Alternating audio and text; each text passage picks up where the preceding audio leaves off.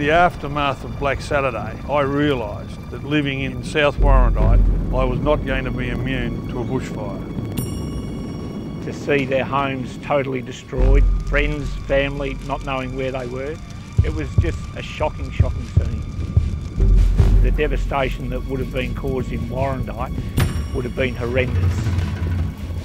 The significant loss of life will be the greatest problem that I'll have to deal with, because I know that people will not be able to get out of this area if we are impacted by a major bushfire.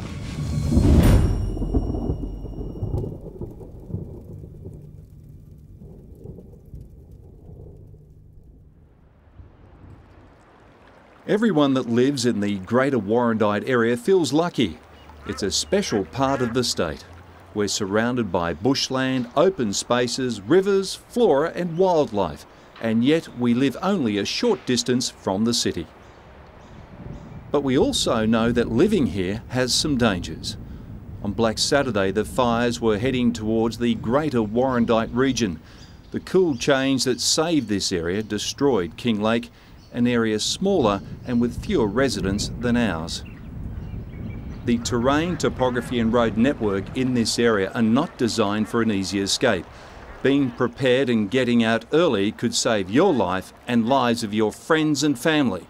Greater Warrandyte residents simply cannot rely on emergency services being able to get in and you out in a major bushfire. In Greater Warrandyte, we are no strangers to bushfires.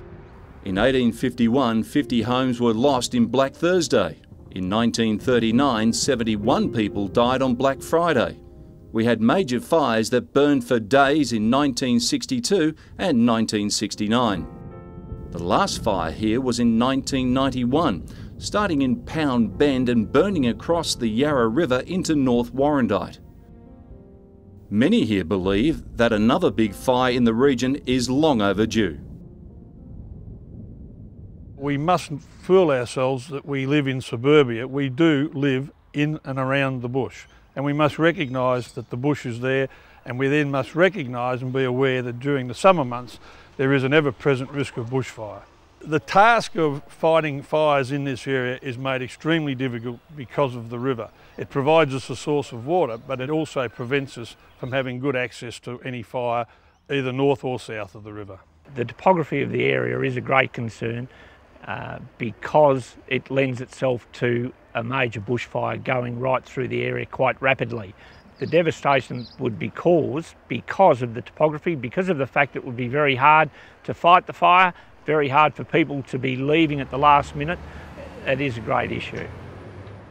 The combination of the road network being the country road network of some 60 years ago, coupled with the significant increase in residents and population, means that the area will become clogged with vehicles during any emergency.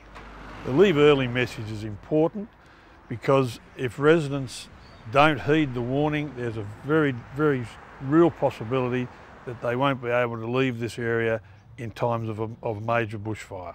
We only have one bridge here, a two-lane bridge crossing Kangaroo Ground Road, and another bridge at Fitzsimmons Lane, approximately 5 kilometres away. We have a narrow road in between those two exit and entry points. Should we have a motor car collision occur anywhere on those bridges, those 8,000 people or so trying to flee are going to find it extremely hard. If they're here and a fire's already in the area, it's too late to leave. Our roads are narrow. We've got bush right up to the edges of the road. We've got fire trucks trying to come in as residents are trying to leave, and it just creates congestion. If they are going to stay and defend, then that needs to be a clear plan from the start. They can't change halfway through because that's when, that's the inherent dangers. And if they are staying to defend, they need to properly prepare their homes and themselves. It's not as easy as just staying here and putting out a few little embers. There's a fair bit of psychological and physical pressure that comes with it. It makes it very difficult for some of the strongest people to stay and defend. So they need to be very clear on their plan, and they need to prepare as best they can. Being prepared for a bushfire is essential. Have a personal survival plan that includes a backup plan to keep your property fire ready. This includes simple things that may save you and your home in a bushfire. Know the standard emergency warning signal and heed important professional advice and signals on your mobile phone, television and radio in a bushfire emergency. No matter how prepared you think you are, it always helps to get a second opinion or a professional opinion to come out, and really stop and consider whether you can really handle what may come.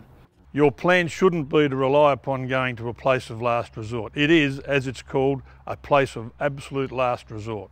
It's too dangerous to wait and see if the fire's going to be bad, if you think you can stay and defend. Because once a fire's already started, it's too late to leave. So you need to be prepared from before the summer. Are we going to stay or are we going to leave? And if you're going to leave, you need to leave early. I think everyone needs to think about what happened on Black Saturday. It could happen to us here. Lots of people in those areas were self-sufficient. They had lots of emergency gear to assist them in a bushfire.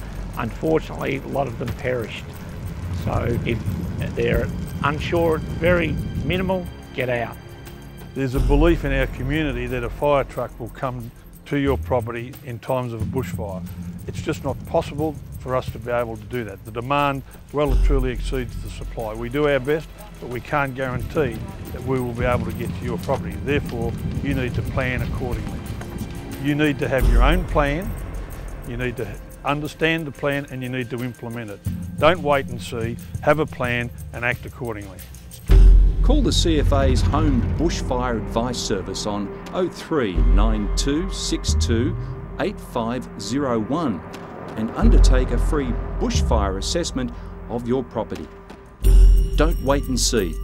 If a bushfire emergency is imminent, plan early and leave early.